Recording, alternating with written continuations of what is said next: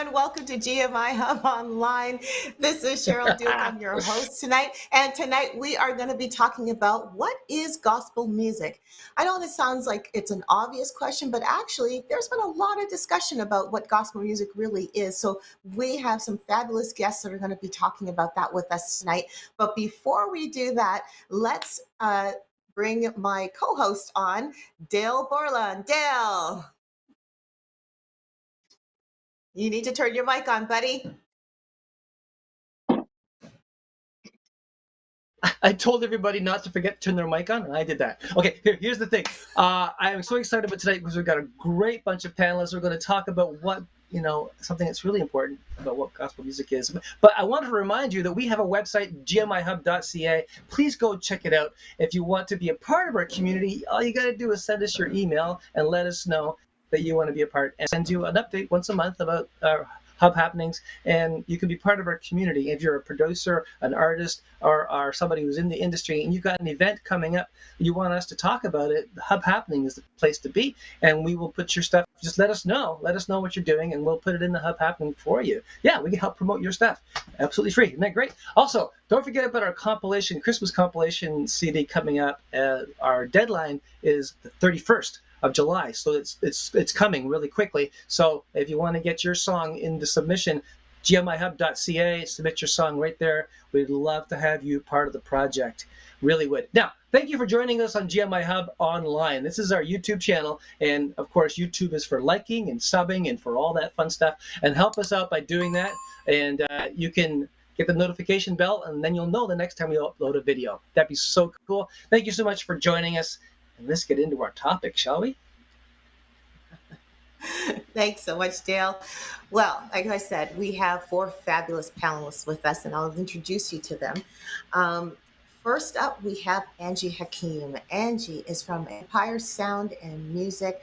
When I had a chat with Angie, we actually met through Indie Week, actually, and just had a wonderful, wonderful chat. We really hit it off talking about this entire topic, this exact topic. And Angie does a whole lot of music in different styles, and she's a minister of the gospel in her location. Angie, thank you so much for being. Let's say hi to everyone for us. Hello. Thank you guys for having me. And no stranger to our screen or to our panel, we have Kevin Pauls, singer extraordinaire, awesome tenor and singer.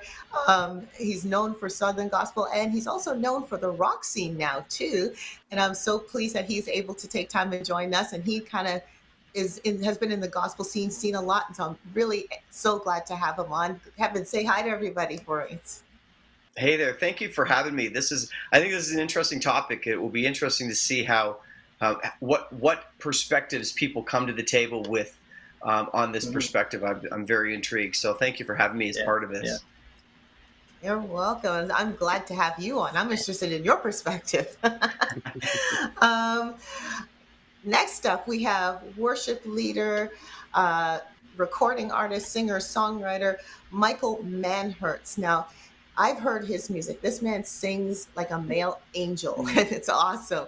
And we've had wonderful conversations with him. He has some great recordings out, and I'm so glad Michael's able to join us. Hi, Michael.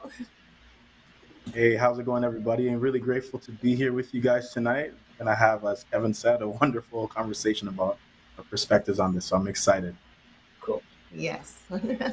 Awesome. And last but not least, we have Tobin Barwinkle with us. Tobin is the lead singer for Flatfoot 56. We had him on before, and I was just so pleased to reach out to him, and he was able to come on tonight. And I just wanted to hear his perspective, as Flatfoot 56, if you're not aware, it's a Christian punk folk band. Is that the way to say it? Punk folk? Sure, kind of yeah, style. that sounds about right. Yeah. And so I was so thrilled that he was able to come and join us. Thank you so much, Tobin. Say hi to everyone. Oh, great to see you guys. Thanks for having me on, and this will be a lot of fun. It was a great time last time I was here. So. Yes, yeah. Awesome. So let's get into this conversation. Gospel music. Okay. So before we even look, to start the unwrapping, I wanted to hear from each one of you in your own words explaining when you heard gospel music, what exactly does that mean to you? For me, looking at just the general term of gospel music, I see gospel music is just, it doesn't fit in the box that, we generally want to term gospel music. For me, it's just any genre of music that is going to entail the gospel or getting the gospel of the word of Jesus Christ out. That to me is gospel music. So I'm more relying on the lyrics than just the musicality of itself. So for me, that defines gospel music for me. I mean, I think there's definitely. I mean, first of all, when I hear gospel music, I think black gospel, because growing up in the contemporary side of things, there was always this distinction between contemporary gospel, Southern gospel, and so when I hear gospel music, or I'm a gospel singer, I tend to think you must be doing a gospel sound or a black gospel sound. Um, so in a generic sense, the world might think more black gospel. Like, I think Andre Crouch, Kirk Franklin, Fred Hammond, that's who they think of. But I think when I think gospel music, I think faith music, whatever genre of or style of music that is. To me, it's got to have some element of faith, hope, inspiration. Yeah, the faith theme is what to me makes it or creates the gospel-esque feel. Okay. Awesome. Awesome. Michael, talk to us. What's your thoughts on what is gospel music? To be honest, I really echo exactly what Angie and Kevin have said so far. The gospel is simply, a message. We know the gospel is the death, burial, resurrection of Jesus Christ. But into the same regard as what Kevin said, a lot of people, when we think gospel music, most of the times we think Black Southern gospel music. And unfortunately, we categorize people into those boxes and don't look at the content, so to speak. So again, when I think of it, I think as gospel music overall as, just, messages of faith, inspiration, hope that point to who God is and what he's done, his character.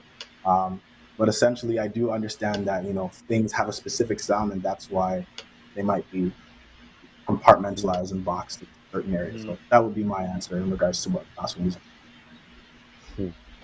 Cool. Tobin, let's hear your thoughts, Tobin.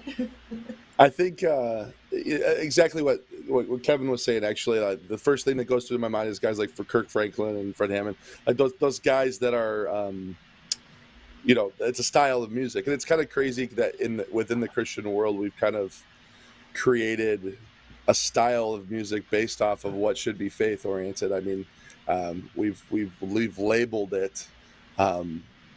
And I don't know if it's always a good idea to label everything, because I think sometimes people check out as soon as you say gospel or Christian music in general. It's kind of become this, for some people it's like, oh, I'm interested. And then other people it's like, oh, that's not what I am. I can't relate to it at all. I think to me, gospel music is when believers start walking in the creativity of our Father and start singing about, like, using our musical creativity to step out in his ultimate creative design. I mean, he's the father of creativity. His kids should be singing the loudest, prettiest, most beautiful expressions of their heart. And with the style of gospel music, like with what comes to your mind when you first think of gospel music, it's awesome. It's a great style. It's influenced more musicians, I think, than anything. I was having a conversation with a friend of mine the other day, and he was basically saying, like, if you didn't have gospel music from the church and from Christians, you wouldn't have rock and roll. You wouldn't have anything that we have right now, because it inspired everybody, because it was truly authentic and it was real. If you look at the history of music, it early church songs and gospel songs and choirs, and that stuff was so full of life. We need to take it back. Let's really claim what's ours as the body, because it's really ultimately, I mean, you look Elvis, all these different characters they all started out, being inspired by Christians singing love songs to their Savior. So Yeah. that's what gospel So is to me. It's just, you know. Can I just say something before we go ahead? We got nobody opposing this. Now we're all on the same page. So maybe I should say gospel music doesn't mean that to me. Just to be the guy who wants to argue. Go for it. I'm curious to your thoughts. Go for it. Me too. I'm curious to hear that. Gospel music is a genre. It's a genre. It's a type of music. It's not an umbrella. So like Christian music is the umbrella, but gospel music is a genre. There you go. How's that? Except on Billboard magazine, it's I don't believe you. Well, yeah. I'll be quite honest with you. I don't believe that statement, by the way. But here's the thing. There are people that one of probably the feel that thoughts way. I have, You know? I think back in the day when I've talked to people like Terry Coombs and from Love Song, and I spoke to some of the people that were in the original Andre Crouch band and the early Archers and Matthew Ward and Second Chapter of Acts. When CCM, when contemporary Christian music and early gospel music was launching, they were all on mainstream or secular labels. And I think one of the worst things we ever did, record label industry, because we took all of that wonderful music out of the mainstream and sang to the choir. Right. And it became a genre rather than something that our faith changed things. As I say, so true. It's funny. There's someone else that I wanted to be on the panel as well, and I actually through her I was learning a little bit of kind of the history of gospel music. And you know what? In some ways, I'm hoping that we can have a part 2 to this, because what she said was interesting. In short, gospel music, at least in Canada or maybe in North America, became at one point in time, I'll call it traditional gospel, was either Southern gospel or quote unquote black gospel. It was only those two. And then somewhere along the line, there needed to be a change. Somewhere along the line, I think it was in the award shows that had to be changed to allow the other styles to come in as well. So they would have the same message, but it would come wrapped in a rock style or pop style or other styles. And people who were used to the traditional either Southern gospel or black gospel all got upset about it, and it did cause a little bit of a, I don't know, a kerfuffle, if you want to call it that. But it is interesting that, again, this conversation has popped up even recently about gospel music, and I don't know which one of you said that some people are kind of shy away from the word gospel. Actually, it's the opposite. People will accept the word gospel. They do not really get warm to the concept of Christian music, because that talks more about the faith. But if you say, oh, I'm a gospel singer, or I lead, for myself and my husband, there was a time when I was leading a children's choir. And when my husband went out to work, he would say, oh, my wife is leading a gospel children's choir or children's gospel choir. And they'd go, oh, that's different. What does that mean? And, and they'd ask questions, and it ended up opening the door to lots of different conversations, which was pretty awesome. But I wanted to read some, I actually was a little bit of a, I don't know, say advocate, if you want to call it that. But I wanted to reach out on social media to find out what does gospel music mean to you? And so these are some of the answers I got. One answer I got was hope. That's what it meant, hope. Another answer was music with lyrics that explicitly speak to who God is and what he's done. This can be done through varied genres. And the gospel is the message, not the sound. Another one I got was a song that comes from the heart with the working on the Holy Spirit, to surrendering self and acknowledge God for who he is, winning souls for Jesus through our music. Another one was, stating the obvious, music about the gospel, right? Another one says, music that shares the gospel message of hope.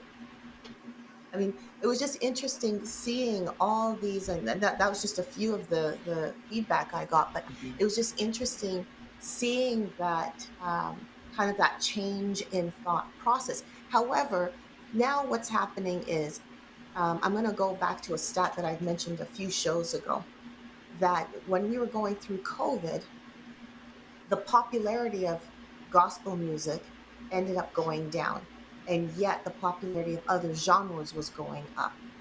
And we don't know entirely why. And when I say that the genres have changed, it's, if I remember correctly, in Ontario or east side of the continent, if you want to call it that, the rap music was coming was 3% more interest and more played more often than other styles of music, but yet gospel music was 3% down. In the western side of the country, the country and the countryside, country sounding music was going up. But again, gospel music was down. I'm out of curiosity, why do you think that kind of stat would exist when the gospel has the message of hope, and the gospel has the message that could, I guess, help people during a time of despair? Any ideas? Any thoughts? I think the number one problem is we created an industry for the church. Those that are hurting don't even know that these groups exist. And I think we've created this ourselves. We've created this. We sing about hope to people that know about Jesus brings peace. We did it to ourselves. We took our influence out of the mainstream and created our own little cubicle. And so when half the world doesn't know where to turn to hear these songs of hope and inspiration. And I think it's a deeper question. It's a bigger problem than we're starting to see the effects of that now. But I think that was where it started. That's a good point. I never thought of that, that basically we created this industry of singing songs, basically, as they say, singing to the choir, right? You're basically singing songs of hope to the people that already have the hope. I just said that's what we ended up, that was the result of what we ended up doing. Yeah. And it has been doing that over the last few decades. It's true. Yeah. But still, people would be able to tune into church if they wanted to, and usually they sing songs. I think they do, right? But you're right. Church attendance did go down because people were cautious about going out and being in person. But still, even though people were on their own, why wouldn't they be saying, okay, I may not be able to go to church, but I can basically have church in my home.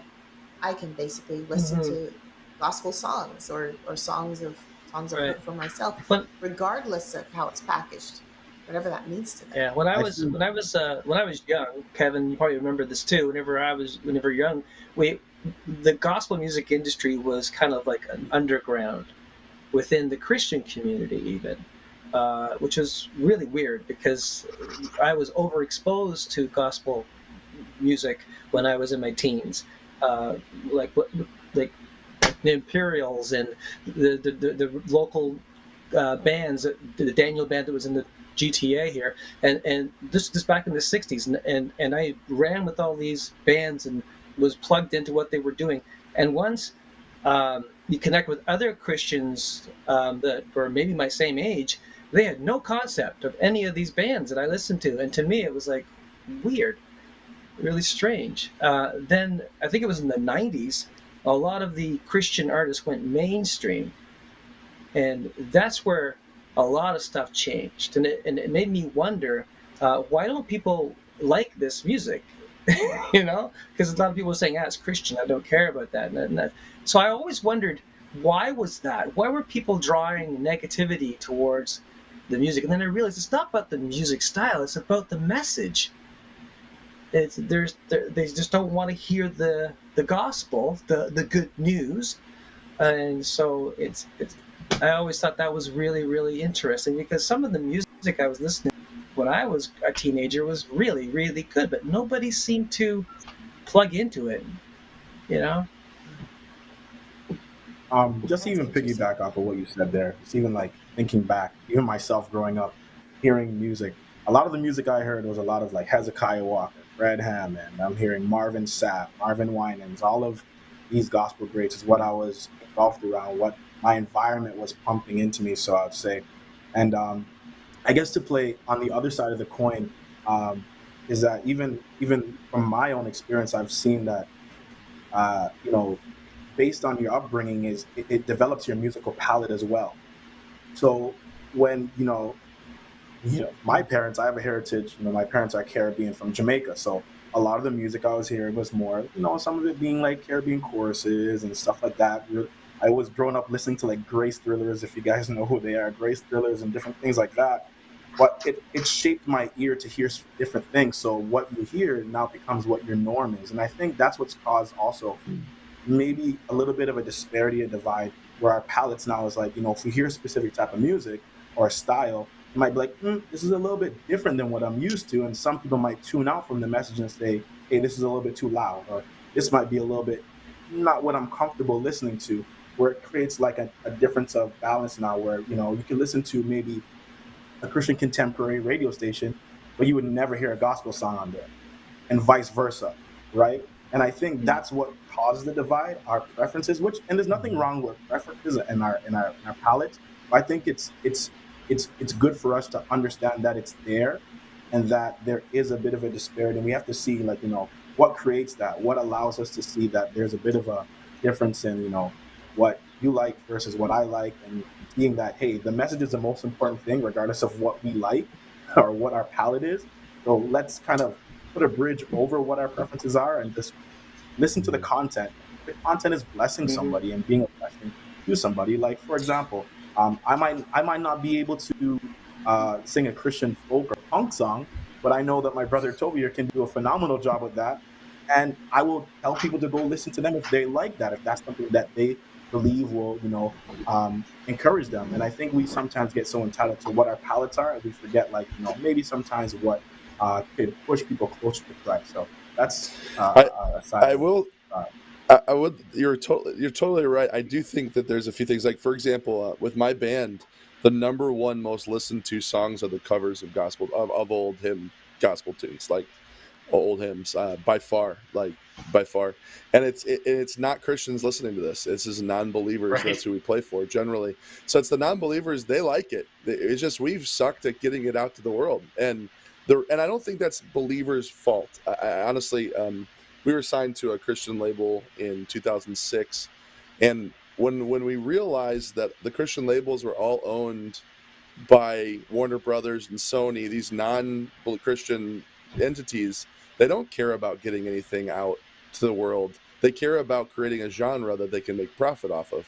And so that's what we noticed, and we're like, well, that's all well and good, but eventually this is gonna crash. And what we've noticed when we play songs like, I'm talking old hymns like Amazing Grace or I'll Fly Away or any of these old tunes, people are bawling in bars. They're half drunk and they're sitting there going, why does this song mean so much to me?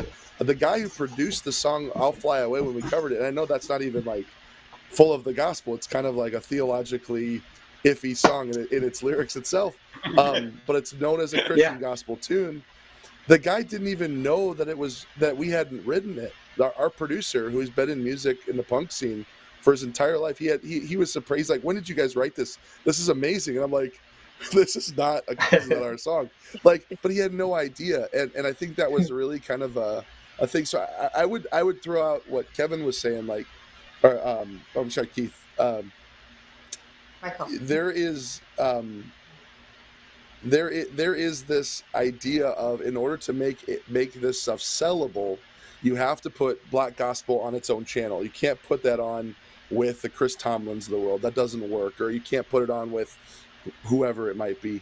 And so it's kind of like we've been pigeonholed. One thing that opened up my eyes was when we went to Europe, and the Christian bands in Europe had no industry behind them at all. Right. And they looked at us weird when we said we were a part of the Christian music industry, and they were like, what is that? We're all just bands. Like, we just play music and it's out there, And so I think that might be part of it, is that there is a segmenting. And if there's anything that the last few years have shown us, is that people are becoming more and more segmented off into their own micro niches. And not only that, but they're also a lot angrier. So when you're angry and you're trying to figure out your anger, and then you got a choir of people that are singing to you, you generally aren't attracted to that as much, especially if it doesn't feed that anger part of you, you know?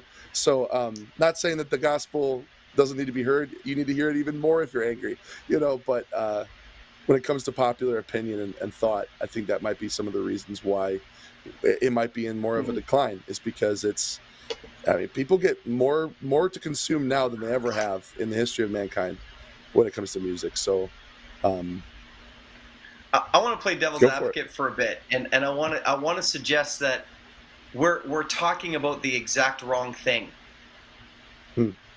Country music, people that loved Waylon Jennings will say, why is Waylon Jennings not good anymore? Why does nobody listen to Waylon Jennings? Well, the country music is listened to more than it ever has been. Gospel music and contemporary, what we used to call CCM music, isn't listened to as much as it used to be. But now you've got Kirk Franklin hooking up with Maverick City, and you've got worship music. It's a different style of music that we don't call gospel. Rock music doesn't have the views or the listens it used to have. It's a little bit more grunge. It's a different style. It's a modern thing. So I don't see this as the world is not interested in the story of hope. I look at it as that they're seeing hope in different genres, different things.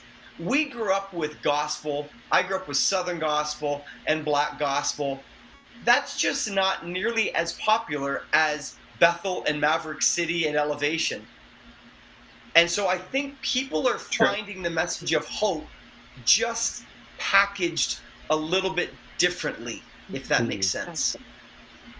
You know what I want to say? Social media has really played a really big part, in all music.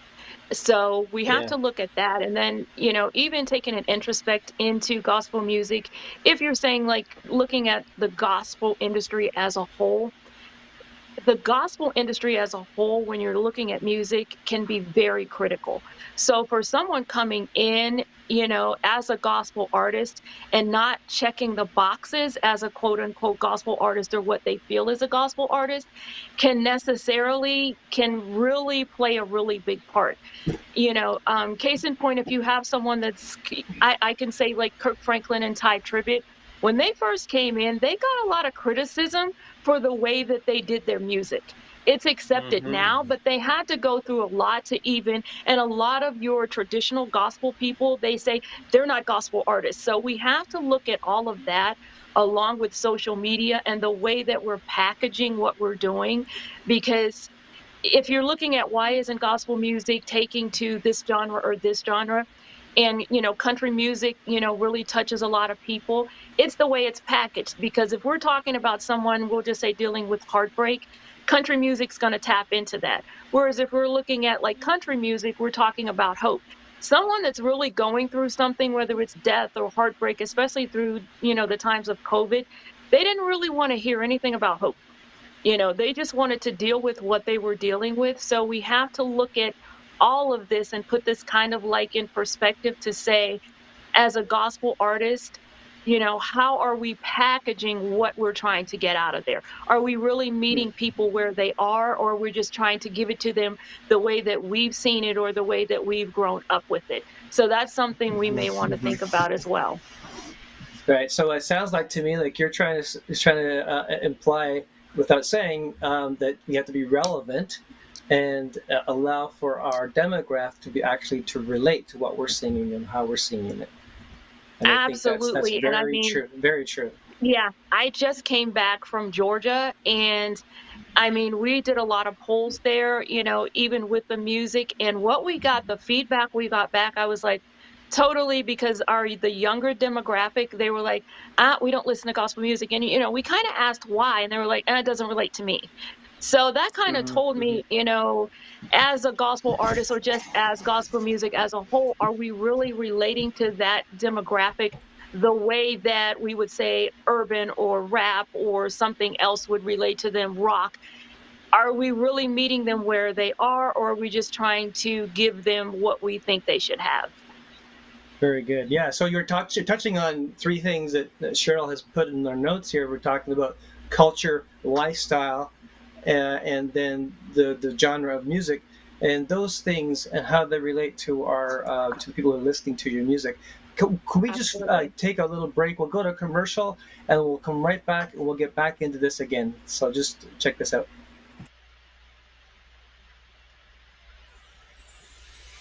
GMIHub is accepting new songs for their 2022 Christmas compilation. To find out how to submit your song, go to www.gmihub.ca today. GMIHub Family Christmas Volume 3. Ho, ho, ho, ho, ho. So get your submissions into GMIHub.ca. We want to get your music on that project. Yes, we do.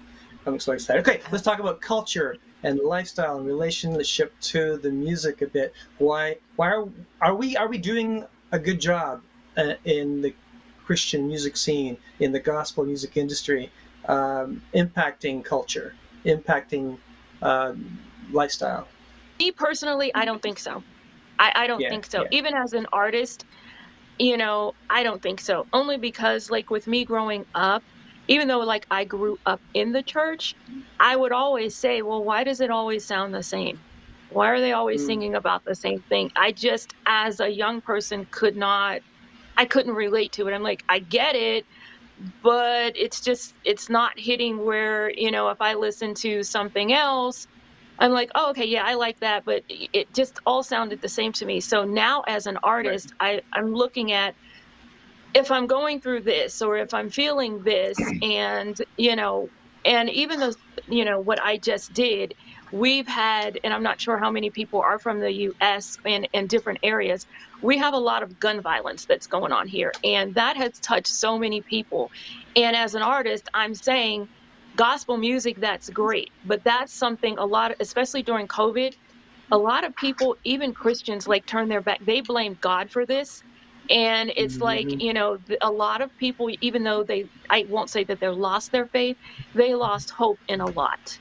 And so to actually say to them or to give them gospel music, that's the last thing they wanted to hear. So I'm like, okay, now we need to meet them exactly where they are, because that's what Jesus did. He met people where they were. So that's what I always try to keep in mind. And I don't think we're meeting the majority of the unchurched where they are. Mm-hmm. Yeah. Like, I grew up on bands like Jerusalem, DeGramo and Key, like it goes on, like, Petra, the Sweet Comfort Band, all these different bands that probably my peers would never even know. And it was just it was a strange thing to me to see this as I grew up, that, in the Christian church, there wasn't a lot of people who knew what Christian music was. I go back to my argument right at the very onset. Tobin, the one thing you do is you do music to people that don't have the same faith that you do. And you actually get to talk to them as a musician. The problem is, most artists have been in this Christian world, and we're singing and speaking to Christians, and what's happening is we live up to whatever the Christians think we need to live up. So if you're Sandy Patty and you have an affair, your career's over. If you're Amy Grant, you get kicked out of everyone because you sang with Peter Cetera. And so we aren't able to make, because we've created a bubble. We've just made a bigger church. And so we've got the same things that are attached to pastors, attached to singers. Well, I didn't want to be a pastor. I wanted to be a singer. Don't put me in that category. Don't look at my life and say, are you like Jesus? Am I singing about him? And so we've created this monster so that we need to pretend like we are perfect, that we are this person to be esteemed. And when we don't represent Jesus perfectly, everybody goes, see, You're all a bunch of jerks. And that's what happens. Yes. And so the world ignores us, and the church is just ticked off. We've done a terrible job. That's my opinion. Maybe it'll make our music better. Yeah. I'm fooling around. There's some amazing stuff. I really like to it's interesting because like I literally play in front of people regularly that hate my guts as a Christian. Hate my guts. And it's a real kick for me to be able to express the attributes of Scripture or the heart of God for people in that environment. I love it. It's not made for everybody, and that's kind of the thing. But because of that, like what you were saying, is there is there's almost this lack of authenticity view. Because we're limited as Christian artists. We can't really be authentically open, like you were saying. You can't be real about where you're really at because you have a list of rules that you have to follow and sing about. There's that old Nashville thing. It's if in the 90s, if you put the River Jordan in your song, you're guaranteed at least a top 10 hit in Christian music. It's me. And top 10 easy, Tobin.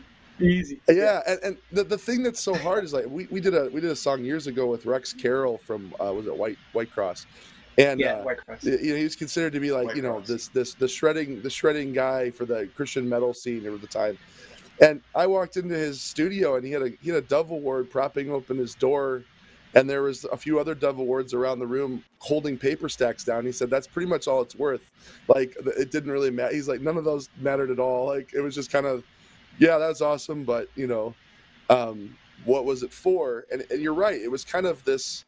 It was a big pompous small pond that we created, and I'm talking about the American music thing. Canada's a little different. I realize the world is a lot bigger, but thank God it's a lot bigger. But it's there are people within that Nashville sound thing that are awesome. They have their hearts in the right place. They're serving the Lord with everything they've got, and they're doing a good job. But there are Christian artists out there that are playing some of the alternative style Christian festivals, like Cornerstone used to be that. There's one called Audio Feed, which is kind of edgier. These artists don't sound like anything, but nobody hears them because it's not safe. It's not something 100%. You can bring your kids to. That list in the back of a family Christian bookstore that gave you the comparable Christian bands that you can let your kid listen to. I mean, it literally said if your kid is listening to Metallica, have them listen to POD. Those bands are nowhere near each other. Like if you know anything about hard rock, that's not. But that's how out of touch it was. And this is back in the early 2000s that I'd see this. So we've been on this road for a very long time. And that's why I said, as Christians, we need to cultivate within younger musicians a heart to be authentic and real and to understand the God that they serve. Like he's a lot bigger than just your, here are your list of things you can say that's approved according to the Christian music industry. Be vibrant, be after it, be open, be vulnerable. I mean, for goodness sake, our scriptures have Lamentations in it.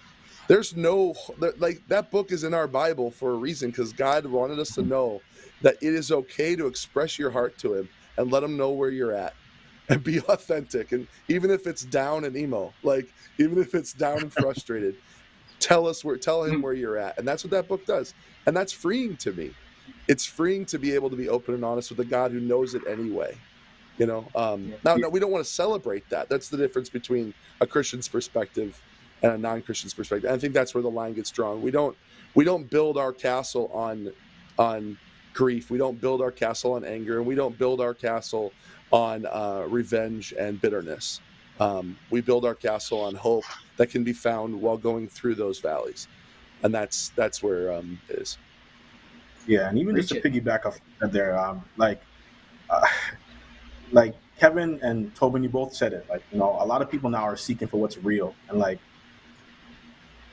God, the message is supposed to be inspiring, and I feel a lot of people, they box God, like we said, in the sound sometimes, and they're afraid to be creative. They're afraid to go outside the bounds of different things, and to what was said before, like different things that people encompass, different emotions, different feelings, different things that happen. Like you talk about Lamentations, like Songs of Solomon is a book of love songs, right? And I think if I'm not mistaken, Fred Hammond did an entire like album, about love songs.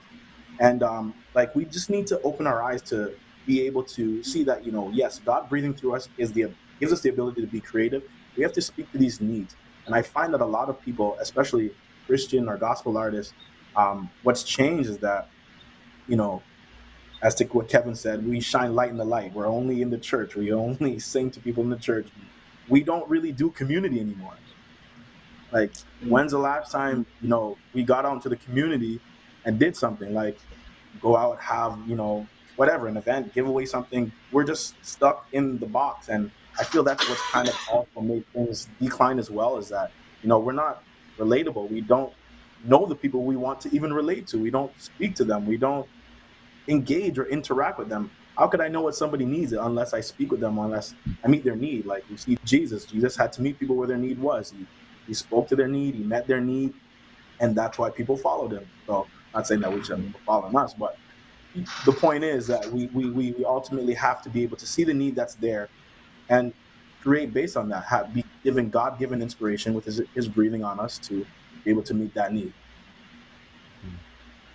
That's a really good. Let me take you back to 1969, 1970, when contemporary Christian music actually got started. It started at the end of Newport Beach on a pier on a Sunday night, singing out in the crowd. And it gathered an audience because they were relevant, they talked about things people cared about, and they sang a style of music that people cared about.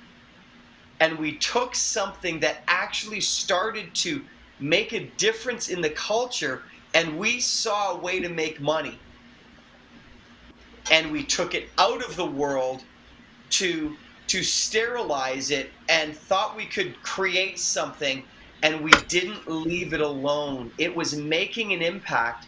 And so now we've got bands leaving the Christian music industry so they can go back to making music where that's not going to be sterilized by an A&R guy. That'll never get played on Christian radio. Good, I don't want it played on Christian radio.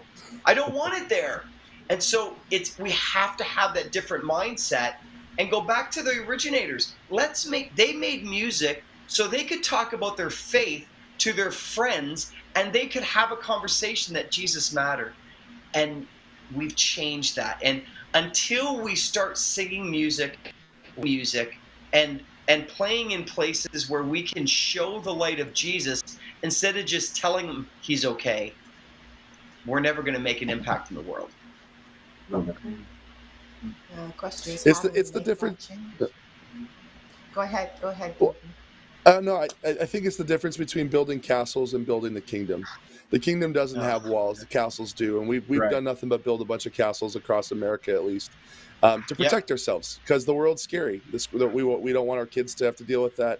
We don't want to have to. So we board up everything. We circle the wagons. We protect, and then we create safe spaces for us all to be in. And the reality is we're not called to be that. Jesus never created a safe little spot for his disciples to chill out in. He was like, "Hey, let's go touch lepers. Come on, let's go." Right. Yes.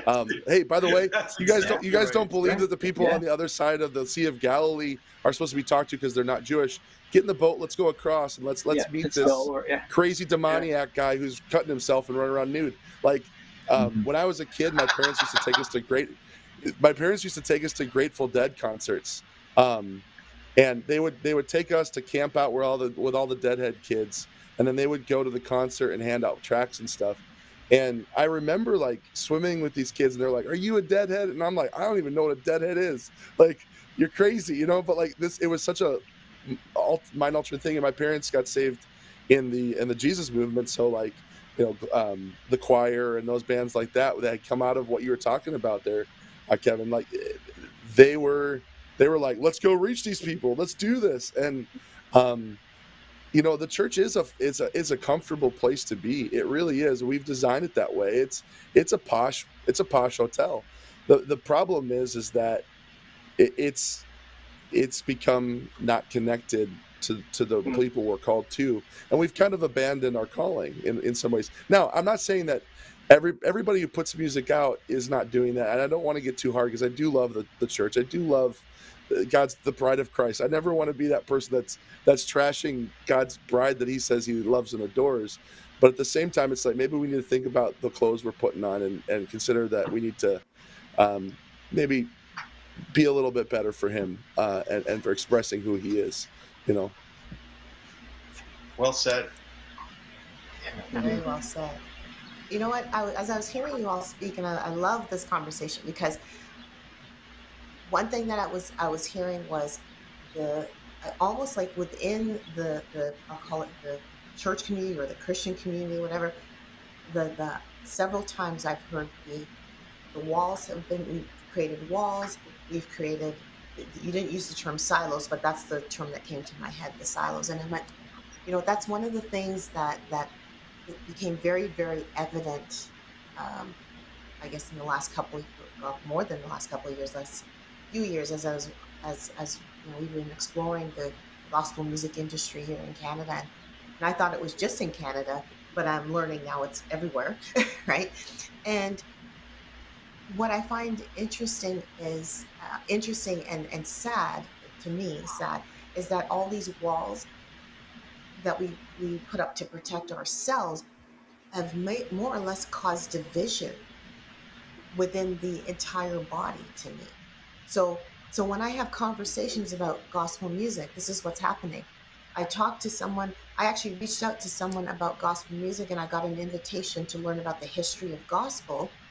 And the gospel was that person's interpretation of gospel, I think, was just the genre of Black gospel, right? And so I went, oh, okay, this is interesting, and yet someone like my husband, if I talk to him about gospel, to him, gospel is Striper, gospel is Whiteheart, gospel is, he's a rocker, right? Angie, when you and I spoke, you were telling me that you use, like, Empire Sound and Music does a variety of sounds and a variety. You're still sending that message of hope, but it's in rap, it's in rock, it's in, like, actually tell us, what are the different styles that you use? Oh my, we've done, hard rock, we've done punk rock, we've done rap. We actually, every genre we've pretty much done. The only genre we have not done is reggae, but we've done every other genre. And again, we definitely focus on the lyrics. What is the message? With Empire, and we looked at, and I talked to so many people, and we're talking about Empire, and they were like, they actually thought that we were talking about the streets. And my thing is this, I said, I listen to so many, and with the demographic, and we'll say 18 to 30, and they are mindlessly, and I'm not putting down any other genre, but they're mindlessly repeating lyrics that to me speaks detriment to themselves and not necessarily life. And they have no idea really what they're speaking, but they just mindlessly speak it. So in doing Empire, when I sat down to do the lyrics, and I says, well, if we put a really good music and the beat around it and give them lyrics that's going to speak that hope instead of something that is speaking detriment to their life, they're going to do that. And so when I started to see that, and I was like, well, and I were talking to them, and they were like, oh yeah, this was really good, and it was talking about this. And I'm saying to myself, no, I kind of really wasn't. But, everyone's going to interpret things the way that they want to interpret. But as an artist, my job is to get that out there, that we're going to speak life instead of death, because the Bible truly tells us, that life and death is in the power of the tongue. So in the lyrics, we're going to make sure that you're going to speak life. And that's what we actually did. And hearing people actually then speak that and then explaining what it meant, and they were like, well, we never got that. Really, that's really different. But it met them where they were. They thought they were talking about something totally different. So I'm like, that's where lyrically I walk that fine line. And it actually now is speaking to the unchurched, to where I think that's been left out a lot. In, just piggybacking off of what everyone said about the walls, the Christian community has built walls, and then the world has also built walls too. So now we have two layers of walls that we have to get through to be able to effectively communicate with each other. Wow. How do we do the Wow. Nehemiah thing and break down the Yeah. wall? Oh no, Nehemiah built the wall. Exactly. So who did knock down the walls? Jericho. Jericho, there you go. So, I was just thinking, but we have what opportunities can we do in the gospel music to change this? What are any suggestions that you may have to move forward? I think the industry is doing it for us. I think we have to look at ourselves as an artist because, and I can only speak for me, but I got a lot, and I mean a lot, coming from the Christian world in being an artist and as being a minister, because it was like, well, if you do this, you're not Christian. If you do this, we're going to kind of question, your character. And my thing is this, I said, you know what? The only thing I can kind of tell you is that when God called me, he knew exactly who he was calling for a reason. And regardless of what's said or what's done, I have to be true to him first. And then I have to be true to who I am, because I know that everything that I need for my assignment is already there. I can't speak on anyone else's assignment, but I know what he's given me is for my assignment. And, in being on social media as much as I am, I get people that, they're like, oh, well, we thought you were this and we thought you were that. And that's all well and fine, because I get to communicate with the unchurched or the world, and they have no difference. But my motto is this: if you follow me on social media long enough, you'll definitely find out who my father is. That's my motto. And I've seen so many that have been from other religions to cults and counter cults that are now saved. And I'm like, I know in being that brave person and stepping out of that box, I'm following and being true to who God has called me to be and who I am as a person. So I think it's just really looking at yourself and going, what is my assignment? What is God calling me to do? And what is he calling me to? And moving forward. Right. Oh man, finding purpose. I love that. I'm sorry, I just used that word purpose because it was something that it makes sense. Find that purpose and I've heard you say many different things here. We're talking about the responsibility of the music in the industry, but I think that what we've done right now is talk about the personal responsibility of an individual to first get themselves calibrated with God and be authentic about how they're and what they're singing and how they're singing, so that is what is the core. That is the starting point.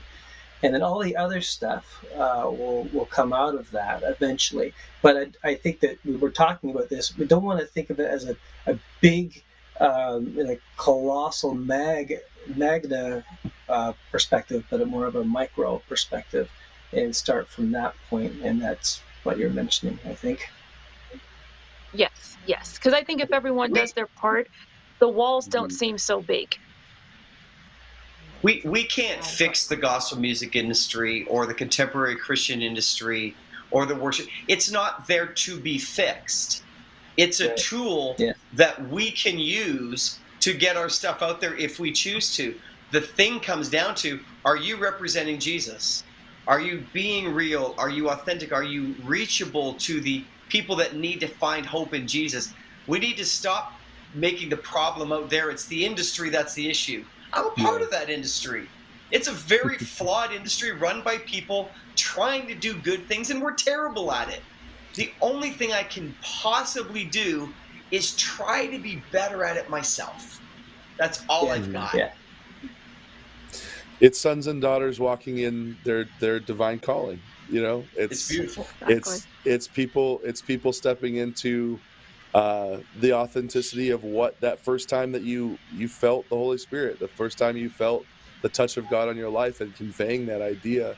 One thing I do that I love doing, I've seen a lot of really cool things happen, is at a show where we're playing, when the other bands are playing, I'll stand in the back of the room and I just pray over the crowd and just say, Lord, bless every single person that's here.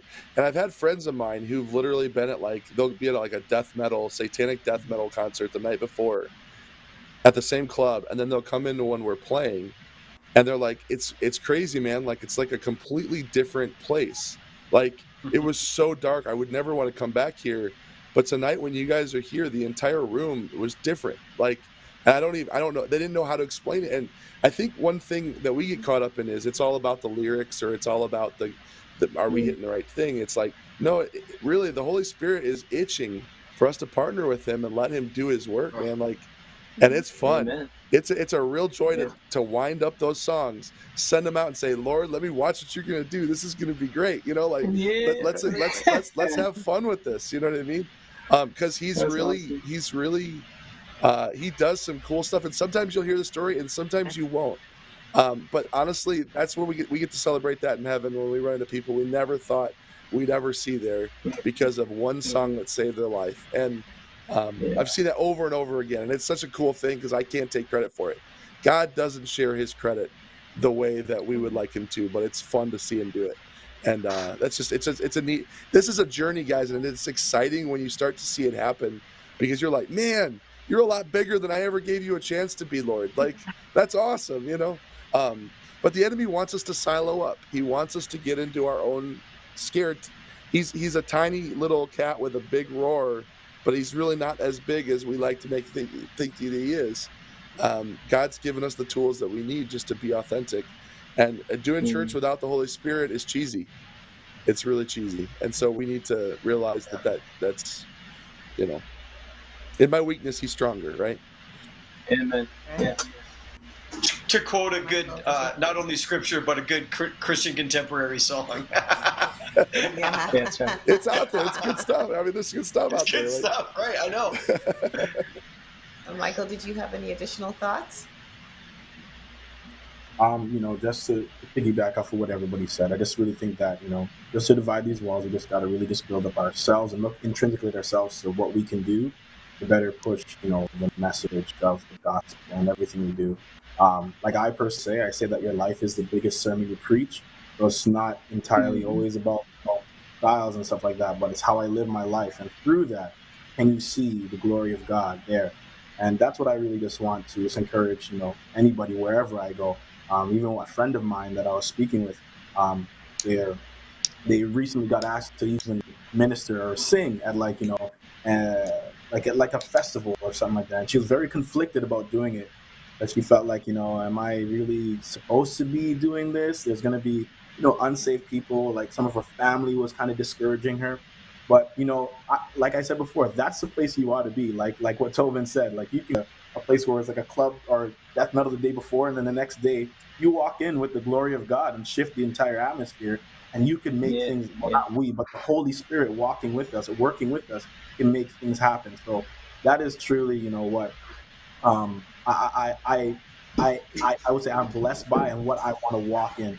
Not just only singing in churches, but going to a community center and being able to sing, going to a pub and being able to sing. Like, a lot of us play it safe, but it's time for us to take off the training wheels and just really get our hands and feet dirty and start doing the work that God has called us to do. So that's definitely what I'd say is, you know, my closing statement.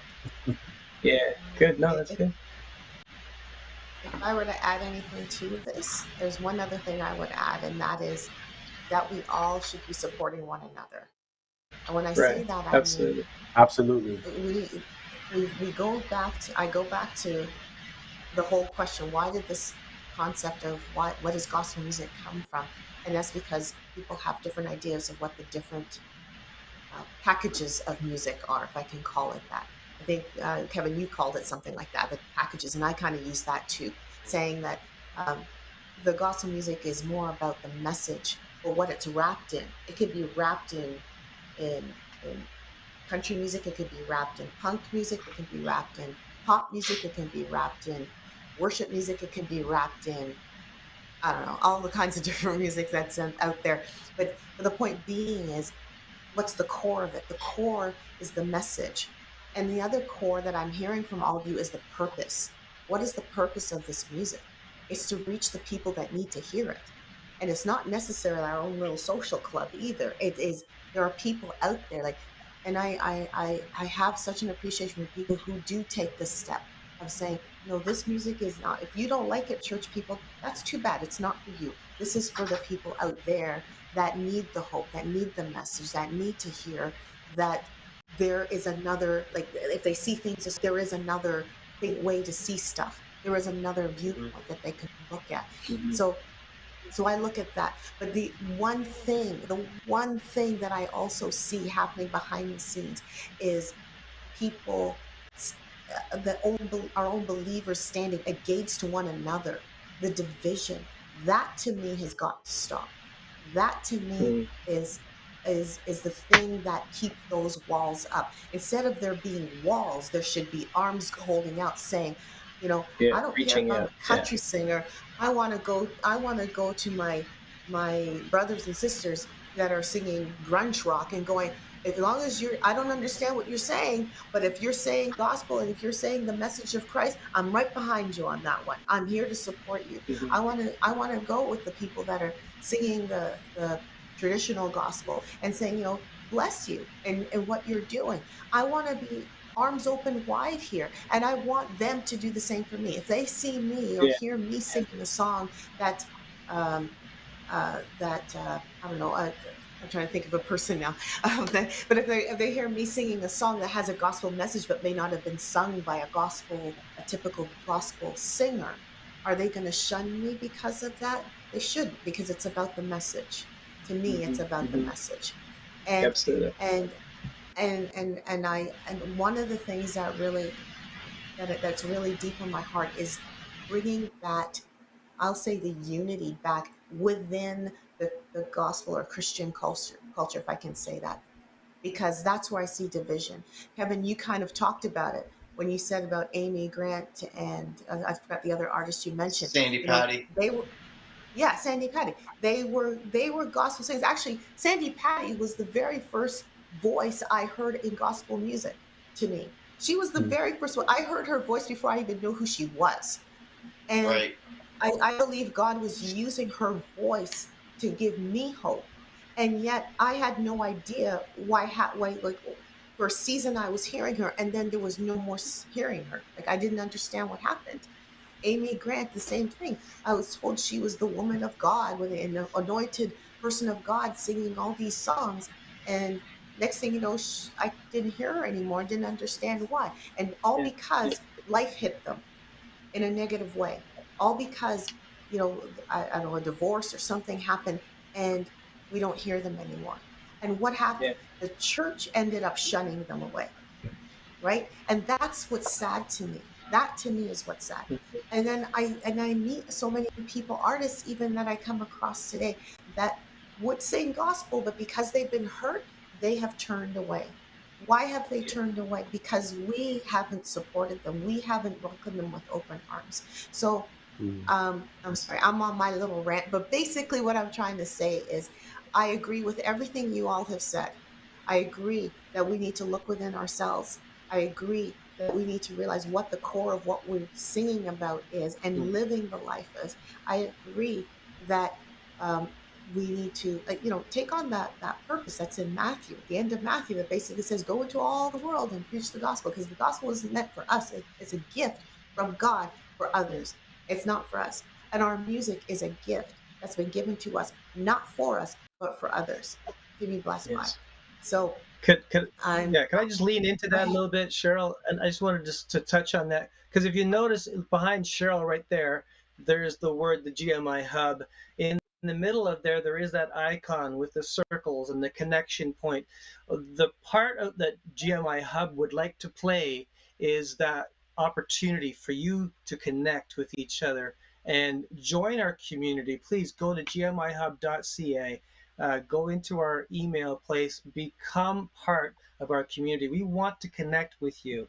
We want to help as much as we possibly can. Resources with amazing panelists on our YouTube channel. We have an incredible amount of people from different points of view and industry, from musicians, producers, from the legal side of things. Everything is there, resources, and they're for you guys, and we want you to take advantage of that. So because this community, we talked about the unity in the community, and our the idea of working with these, or finding these people to mentor and help grow your talent. That's what the GMIHub is here to do, and we just want you to know that we're there for you. So please, we want to thank you so much for joining us tonight. We've had an amazing conversation, and we could probably take each one of you people and talk a bit more about your individual journeys, and that would take a long time, but there's so much that we could talk more about.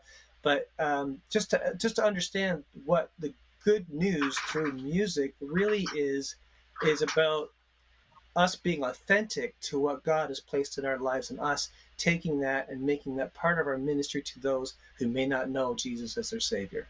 So I'll just add to this. I know that it's close to that time, and looks like Dale's trying to say it's time. It's time to go. I want to say thank you to all our panelists, to Angie, to Kevin, to Michael, and Tobin. You guys are absolutely awesome. I love the fact that what you do with your music and who you reach, continue to do that, and know that we are here behind you to support you as well. And we want to have you back. Like I'll be calling y'all back. Don't worry. Well, I like to have Tobin, Michael, and Angie. Yeah, well, like Tobin, Michael, and Angie to come back. That'd be great. What about Kevin? Come on. I understand. He's building these walls again. Over the years, I understand. He's building up walls again. Isn't there a song that says something about "Let the walls come down"? Did someone ever say that song before? There's a few of those. Yeah, we'll read. We'd love to have you all back. If you want to check out any of these artists, I believe I put all their websites all in the chat, not in the chat, the comments below. So certainly go and check each and every one of them out. I support every one of them, and I get it. And each member of my own family can say that they've been touched by different styles of music, and I can tell which ones they like. I mean, I still get a kick out of watching "I'll Fly Away" with Tobin's group singing it, and all the people dancing around and not even knowing what they're dancing around to, just saying "I'll fly away," yeah, they're just dancing around to it. It's really cool. But I also feel free, please go. Sorry, you go ahead. I just want to say thank everybody. I'll shut up. Speak, Dale. Speak. I was just saying, I want to thank everybody, not only our panelists, because they've been fantastic. For those of you who have stuck with us to the very end, you guys are amazing. And if you had time to watch this video, thank you so much. You guys are amazing. We love all the followers that we have for our YouTube channel, and we just want you also to share the experience. Cheryl and I have talked about this before in other broadcasts, but just share this experience with those people who who are in the music industry and may benefit from hearing what these videos we have up on our YouTube channel are all talking about.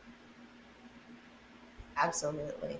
Now, next week is a holiday Monday, so we're going to take that Monday off. But in a few weeks, we're going to be back talking about social media and how to use that effectively as a music artist.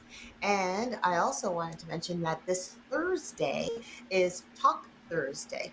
This is a Zoom meeting that we have that we just want to invite artists and anyone connected to the music industry to come on in, and we're going to be just talking away. We actually have a bit of a theme. We're talking about what does success mean. So we'd love for you to join us. If you want to know how to connect with us, just go to gmihub.ca/talk-Thursday, and you'll be able to sign up and be a part of that. And at the end of the month, actually end of August the 29th, we're having our artist showcase. You don't want to miss that. The last time we had an artist showcase, I think a lot of people were surprisingly happy. Like, they just enjoyed it. They just thought it was so great because it's not only an online thing, it's actually an in-person thing. It's a hybrid. So we had a live audience and we had live artists playing and singing, but we also have people streaming in as our audience and as artists. It's really awesome. And we're doing the same thing again, August the 29th. Yeah, it was really awesome. So, and can you bring back up the Talk Thursday again? What was the address for Talk Thursday? Talk Thursday is a Zoom meeting. It's a Zoom meeting. So go to gmihub.ca/talk,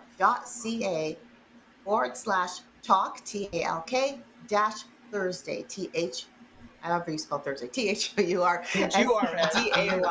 Yeah, that's the word, right? Yes, if we could build this Talk Thursday thing, I think it'd be an incredible thing for the gospel community, and we just want to be connected with you guys in so many special ways, and this is a really good way to be connected. Absolutely, absolutely.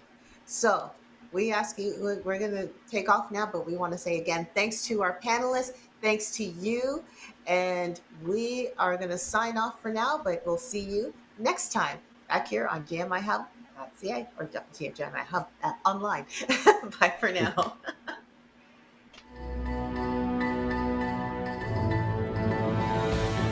Are you writing a Christmas song? Do you want it on our Christmas CD? This year, send us your song for your chance on the CD. Submission deadline July 31st, 2022.